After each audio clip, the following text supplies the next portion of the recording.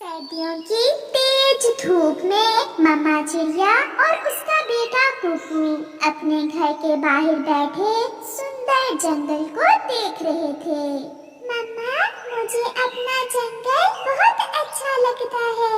हाँ बेटा, अपना जंगल, अपना घर, अपने दोस्त सभी को अच्छे लगते हैं। मम्मा, मैं जब भी किसी दूसरे जंगल में जाता हूँ तो वो मुझे जरा भी अच्छा नहीं लगता। मम्मा, हमारे जंगल के नदियाँ और फूल दूसरे जंगलों से सुंदर हैं। अब बस कर जाओ बेटा, बातें बहुत हो गई हैं। आप नदी पर पानी पीने जाने वाले थे, जाइए और नदी से पानी पी आइए। फिर आकर पढ़ाई भी करनी है, आपके एग्जाम्स आ रहे हैं। मम्मा, आप देखना, इस बार मैं फर्स्ट पोजीशन लूंगा एग्जाम्स में। फिर कुकू नदी से पानी पीने चला जाता है। कुकू को तेज उड़ने का बहुत शौक था। वो बहुत तेजी से उड़ता हुआ नदी पर पहुंच जाता है। शाम हो गई थी। कुकू नदी से पानी पीकर जैसे ही पीछे देखता है तो उसे एक पेड़ के बड़े पत्ते के ऊपर कुछ हिलता हुआ दिखता है। कुकू उसके पास जाता है। अरे, ये तो एक जुगनू है। हाँ दोस्त, मैं नन्हा जुगनू ही हूँ। मैं कल रात से यहाँ हूँ। मेरी रोशनी खो गई है। मैं ना तो उड़ सकता हूँ और ना ही रोशनी दे सकता हूँ। ये सुनकर कुकू बहुत निराश हो जाता है। ये सब कैसे हुआ दोस्त? आपकी रोशनी कैसे खो गई है? मुझे साल में एक बार सूरजमुखी के फूल का रस पीना होता है। सूरजमुखी का फूल जो रोशनी सूरज चाचा से पीता है, उसे अपने फूल में रख लेता है और फिर हम जुगनू उसी फूल का रस पीकर रोशन होते हैं। क्या मैं आपकी कोई मदद कर सकता हूँ? मुझे बचा लो दोस्त, मैं अभी मरना नहीं चाहता। किसी तरह मुझे एक सूरजमुखी का फूल ला दो, फिर ही मेरी रोशनी वापस आएगी और फिर ही मैं उड़ सकूंगा। सूरजमुखी का फूल कहाँ से मिलेगा? मुझे तो नहीं पता। झरने के पास 2 फूल हैं, आप वहाँ से मेरे लिए फूल ले आए। मैं आपको बचाऊंगा, मैं ये सब करूंगा। फिर कुकू तेजी से उड़ता है। उसकी रफ्तार तो बिजली के जैसी थी। वो थोड़ी ही देर में झरने पर पहुंच जाता है और सूरजमुखी के 2 बड़े फूल ढूंढने में उसे देर ही नहीं लगती।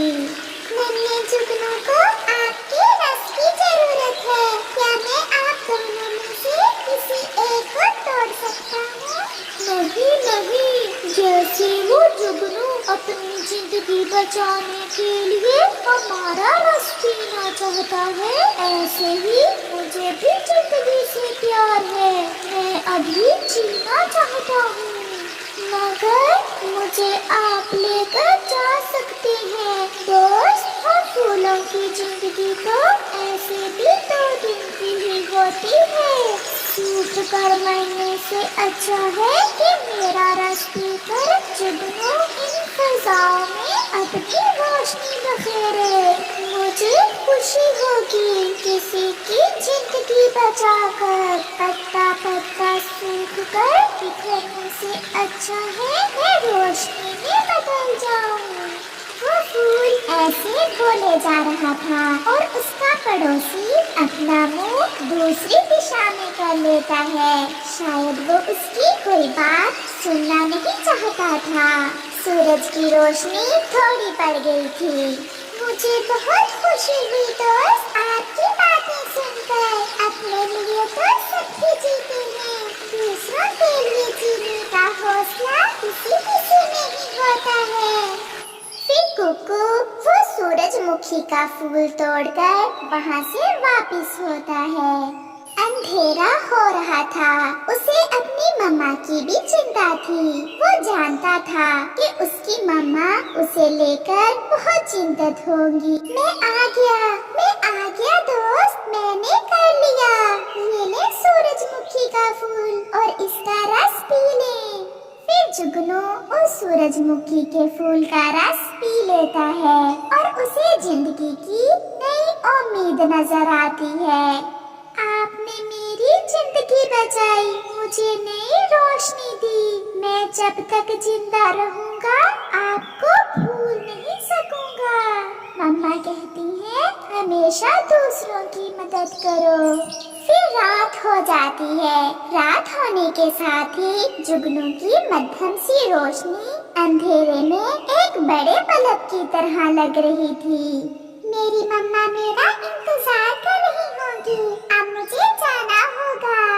चलो दोस्त, आप मेरी रोशनी के पीछे पीछे आ जाओ। मैं आपको घर तक छोड़ देता हूँ। फिर कुकू और नन्हा जुगनू वहाँ से चलते हैं। मैं कब से यही घर के बाहर बैठी आपका इंतजार कर रही हूँ। बेटा, आपने इतनी देर क्यों कर दी? इससे पहले कि कुकू बोलता, नन्हा जुगनू कुकू की मम्मा को सारी बात बता देता है। अगर आज मैं जिंदा हूँ तो कुकू की वजह से, वरना मैं तो उस पत्ते के ऊपर बैठा अपने मरने का इंतजार कर रहा था। बहुत अच्छा किया कुकू बेटा, हमेशा ऐसे ही मुसीबत में दूसरों की मदद करना और ऊपर वाला कदम कदम पर आपकी मदद करेगा। दोस्त चलो, मैं आपको अपनी किताबें दिखाता हूँ। फिर वो सब घर के अंदर चले जाते हैं। घर में अंधेरा था और जुगनू के आते ही उनके घर में रोशनी आ जाती है।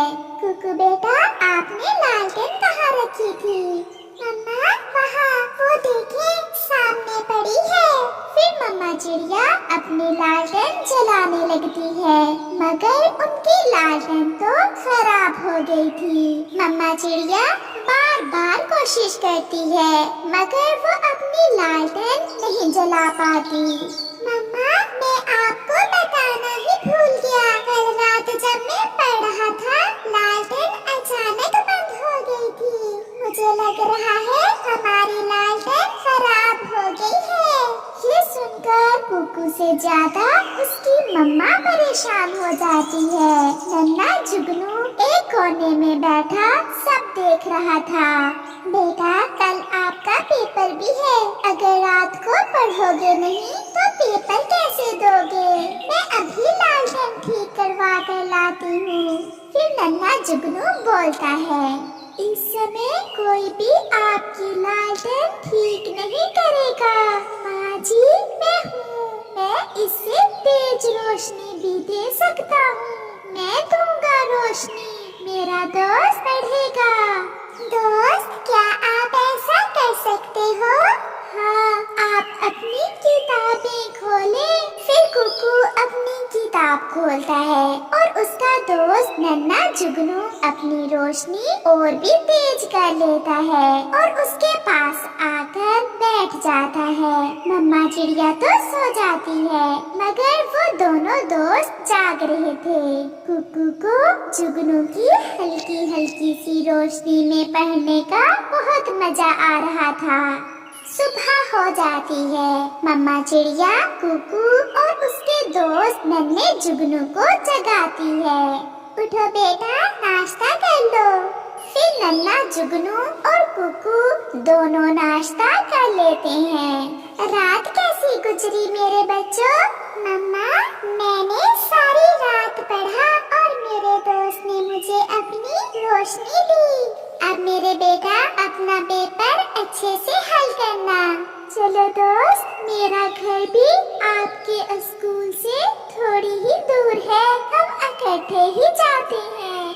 फिर वो दोनों दोस्त खुशी खुशी वहाँ से चले जाते हैं। प्यारे दोस्तों, इस कहानी से हमें सीख मिलती है कि हमें मुसीबत में हमेशा एक दूसरे की मदद करनी चाहिए। चिड़िया और कौवा पानी पीकर नदी पर बैठे हुए थे। कौवे भैया, इस साल जब बरसात का मौसम आएगा तो हम सब मिलकर फिर से खिचड़ी बनाएंगे। खिचड़ी? मुझे तो खिचड़ी बहुत स्वादिष्ट लगती है।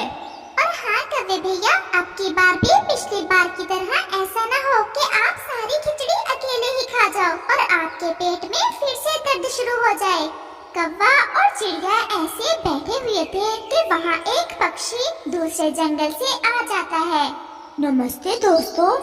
नमस्ते पक्षी जी, बैठे, हमारी नदी से ठंडा ठंडा पानी पिए। हमारी नदी का पानी पीकर सारी गर्मी खत्म हो जाती है। पानी तो मैंने पी लिया है। मैं आप सब पक्षियों को ये बताने आया था कि कुछ ही दिनों में आपके जंगल में बरसात शुरू होने वाली है। बादल आए थे हमारे जंगल में और कल ही बता कर गए हैं। हमारे जंगल के तोते ने कहा कि मैं आप सबको भी बताऊं। पक्षी जी, परंतु इस साल के बादल पहले ही आ जाएंगे। सावन में तो अभी कुछ दिन बाकी है। आप बस तैयारी कर लें, कुछ पता नहीं आज या कल बरसात शुरू हो जाए। ऐसा कहते हुए वो पक्षी वहाँ से चला जाता है। कौवे भैया, मेरे घर की तो छत भी टूटी हुई है। अगर मैंने अपने घर की छत मरम्मत ना की तो बहुत मुश्किल हो जाएंगे बरसात के दिन। चिड़िया, ऐसा करते हैं, मैं भी आपके साथ ही बरसात के दिन गुजार लूंगा और मैं आपके घर की मरम्मत में आपकी मदद करूंगा। परंतु कौवे भैया, जो पक्षी घरों की छतों को मरम्मत करता है वो तो दूसरे जंगल में रहता है। चलो हम अभी उसके पास जाते हैं और उस पक्षी से कहते हैं कि मेरे घर की छत को मरम्मत कर दे। फिर कौवा और चिड़िया दूसरे जंगल बढ़ई पक्षी की तरफ चल देते हैं। धूप तो थी, परंतु चिड़िया और कौवा उड़ते हैं, क्योंकि चिड़िया तो बरसात के मौसम से कुछ ज्यादा ही डरती थी। फिर वो दोनों दूसरे जंगल पहुंच जाते हैं। वो एक पेड़ पर बैठ जाते हैं। कौवे भैया, अब हम किसी से बढ़ई पक्षी का पूछ लेते हैं कि वो कहाँ रहता है। वो सामने तोता बैठा हुआ है, हम उससे पूछते हैं। वो दोनों तोते के पास जाते हैं। तोते जी, क्या आप बता सकते हैं कि जो पक्षी घरों की छतों को मरम्मत करने का काम करता है वो कहाँ रहता है? टिक टिक पक्षी, टिक टिक ही बढ़ई का काम करता है हमारे जंगल में। हाँ हाँ, टिक टिक, हमें टिक टिक के पास ही जाना है। वो सामने बड़े पेड़ के पास है घर उसका। बहुत काम है आजकल तो उसके पास, वो तो किसी की बात ही नहीं सुनता। तोते भैया, आपका बहुत बहुत धन्यवाद। वो हमें बरसों से जानता है, वो हमारी बात मान लेगा। फिर कौवा और चिड़िया वहाँ से उड़ते हैं। चिड़िया, अब तो बरसात भी आने ही वाली है। मेरे पास तो पहले ही बहुत काम है, मैं आपके साथ नहीं जा सकता। टिक टिक भैया, हम आपके पुराने ग्राहक हैं। अगर आप हमारा घर मरम्मत नहीं करेंगे तो हम कहाँ जाएंगे? तो फिर पहले मुझे मिठाई ला कर दो।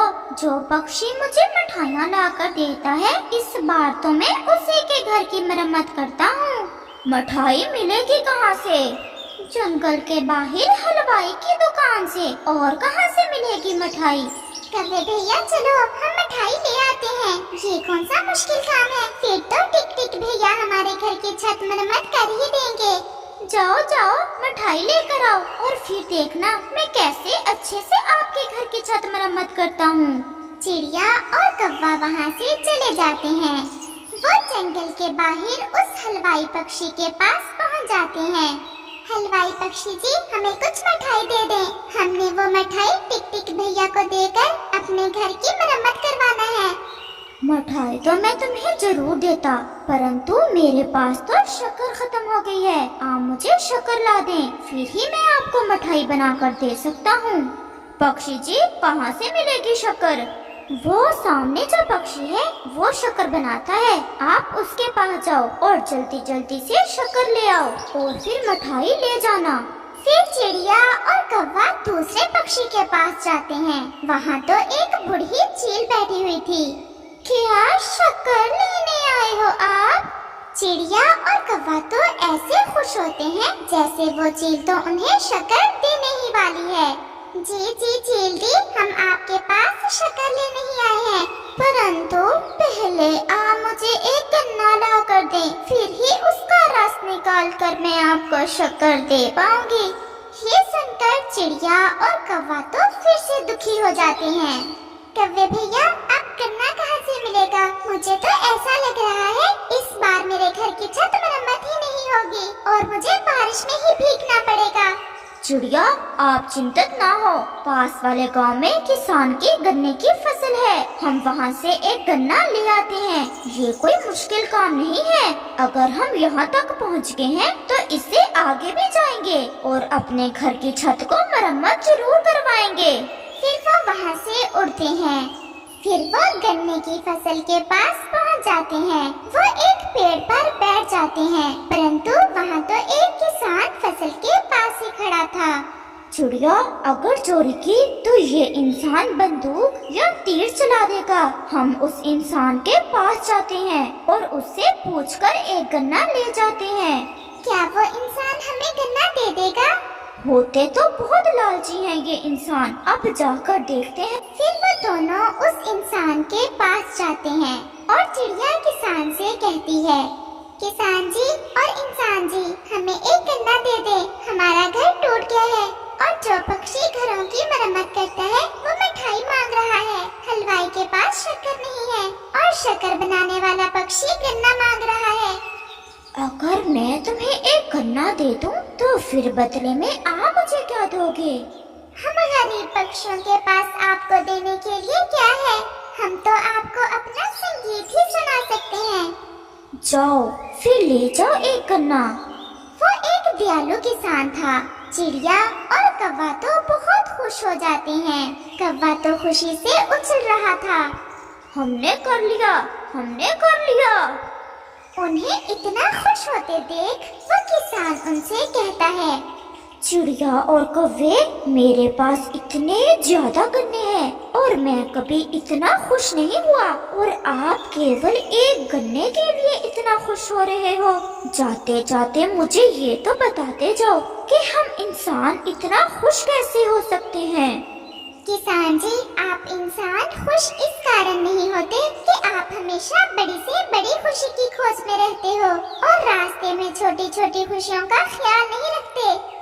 किसान जी, छोटी से छोटी खुशी पाकर अपने घर परिवार के साथ मिलकर खुशियाँ मनाया करें, फिर देखें आपको बड़ी से बड़ी खुशी भी मिल जाएगी। ऐसा कहते हुए चिड़िया और कौवा किसान से एक गन्ना लेकर वापस हो लेते हैं। मुझे तो नहीं लग रहा था कि आप गन्ना ला सकोगे। जल्दी हमने कोशिश की और हिम्मत नहीं हारी, इसलिए हमें ये गन्ना मिल गया। फिर चेल्टी उन्हें उस गन्ने से शक्कर बनाकर दे देती है, जिसे लेकर चिड़िया और कौवा हलवाई के पास जाते हैं। इस शक्कर से तो बहुत मजे की मिठाई बनेगी। मैं आपको ज्यादा ही मिठाई बना देता हूँ। टिक टिक को देने के बाद बाकी की आप अपने घर ले जाना। आपका बहुत बहुत धन्यवाद हलवाई पक्षी जी। चिड़िया और कौवा वहाँ से मिठाई लेकर वापस टिक टिक के पास आते हैं। ये मिठाई तो बहुत स्वादिष्ट लग रही है, मुझे बस इसमें से आधी दे दें और फिर देखना मैं कैसे मरम्मत करता हूँ चिड़िया आपके घर की छत। टिक टिक जी, आप चलें, शाम भी होने ही वाली है। फिर वो बढ़ई पक्षी अपना सामान लेकर चिड़िया और कौवे के साथ जाता है और चिड़िया के घर की छत मरम्मत कर देता है। वो कील लगाकर छत को पक्का कर देता है और वापस चला जाता है। रात भी हो जाती है और आसमान पर गहरे बादल छा जाते हैं। बादल जोर से गरजता है और बारिश शुरू हो जाती है। कौवे भैया, अब लेंगे हम मजा बारिशों के दिनों का। हमारे पास सुरक्षित घर भी है